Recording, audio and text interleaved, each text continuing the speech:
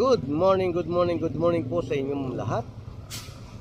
Muli, nagbabalik tayo dito po sa kahabaan ng Divisoria para po mag-update tayo kung ano po ang kasalukuyang nagaganap dito.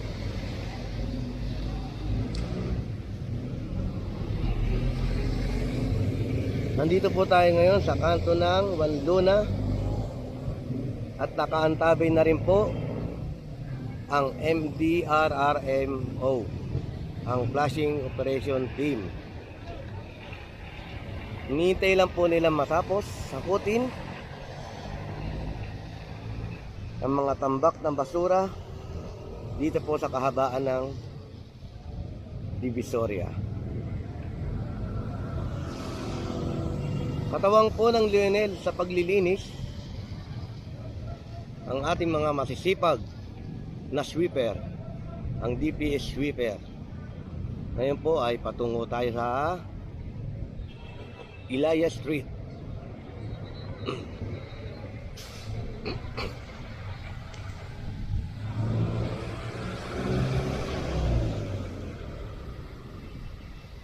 Dito pa sa banda na to ay malinis na po.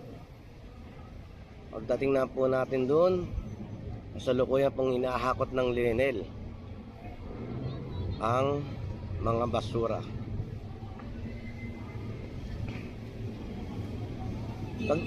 Pag natapos sa pangakutin ng basura ay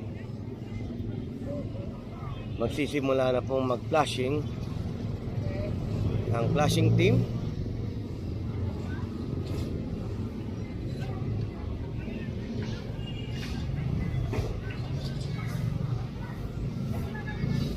Ito po ang mga masisipag nating DPS sweeper. Winawalis nila ang mga mismis. Tinutumpok nila at ang gagawin naman po ng Lionel ay hahakutin to gamit po ang maliit na loader. Ayan po, sa kabilang side naman po mga sweeper ng DPS.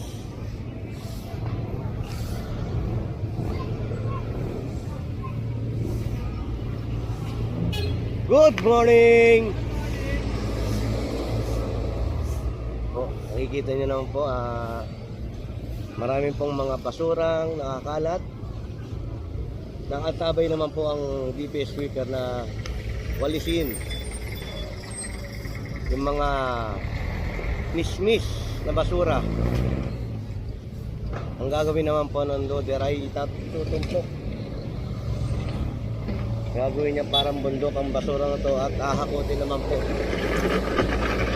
Ayan po, ganyan po ginagawa ng loader ng Lionel. Ang gagawin niya po ay itutumpok niya sa isang parte para madali na pong hakutin. Dito ulit po nung pakalat-kalat ay matatagalan ng pag-akot. Ganun po ang diskarte ng Lionel.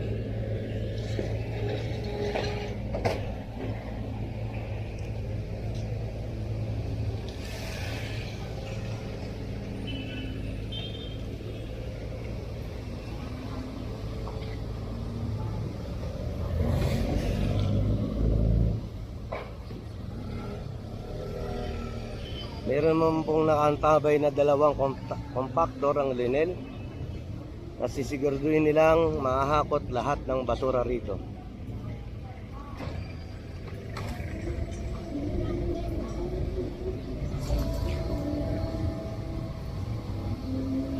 Kung bago ka po sa aking YouTube channel, please like, share, and subscribe. And click the notification bell para po meron po kayong mga latest update dito po sa kahabaan ng Divisoria. Shoutout po sa lahat ng aking viewers.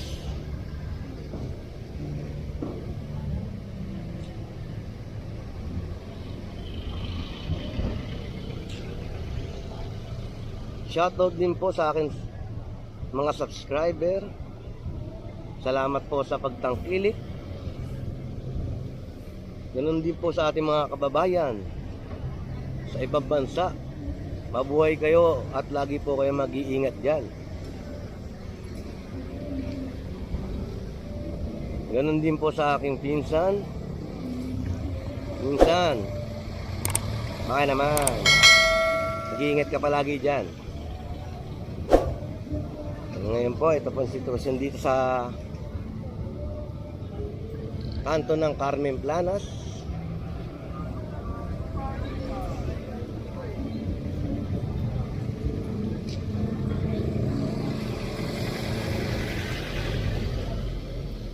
Dito po meron din po tumpok na basura, pero madali na pong hakutin yan dahil nakatumpok na po siya. Hindi na po siya kalat-kalat. Ayan po, papunta naman po tayo ng Santo Cristo. Good morning, kuya. Ito po, papunta tayo ng Santo Cristo. At nagbukas na po ang Jollibee. Nung nasunog po ito. Ngayon po bukas na siya. Nag-ooperate na po. Dito naman po wala naman pong tumpok na basura.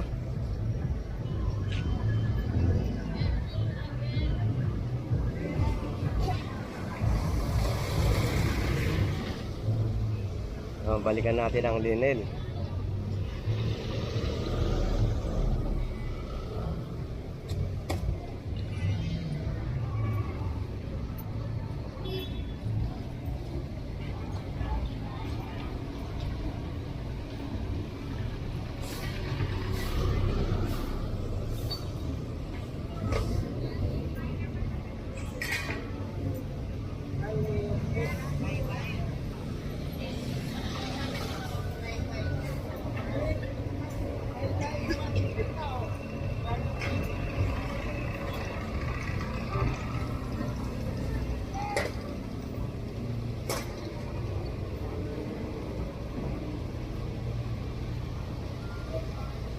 Mabilis pong tinugunan ng DNL, pati na rin po ng DPS ang utos ni Mayor na linisin ang Maynila. Ito po ngayon ay nililinis na po ang kahabaan ng Divisoria. Balikan po natin ang DNL. Tignan natin ang resulta. Tignan natin ang pagkahakot nila, kung paano diskarte nila.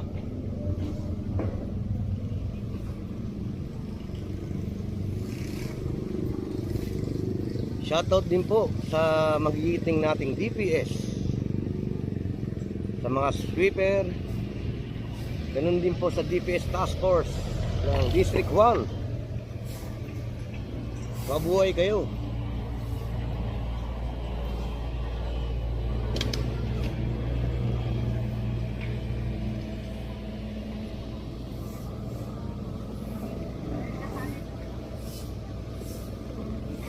Ayan po ang mga magigiting at masisipag natin mga sweeper DPS.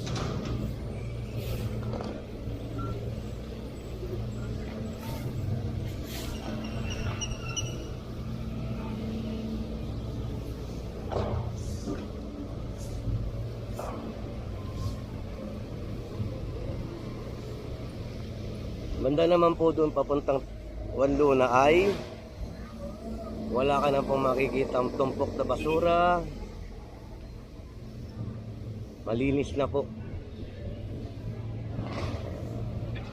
Mamaya lang pong saglit ay magbibigay na po ng udyat ang team leader ng flashing operation team upang pong magsagawa ng pagpa-flashing dito sa kahabaan ng Divisoria. Magsisimula po sila mula Wanluna Street hanggang Asuncion.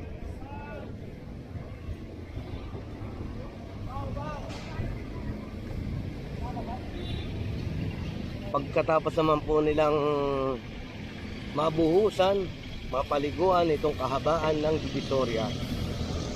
Sa Tondo side po ay lilipat naman po sila sa kabilang side. Yun naman po ay Binondo side. At magpa-flashing din kagad sila doon. Ayan po, andun po sila sa kanto ng 1 Luna Street. Ang team operation ng flashing.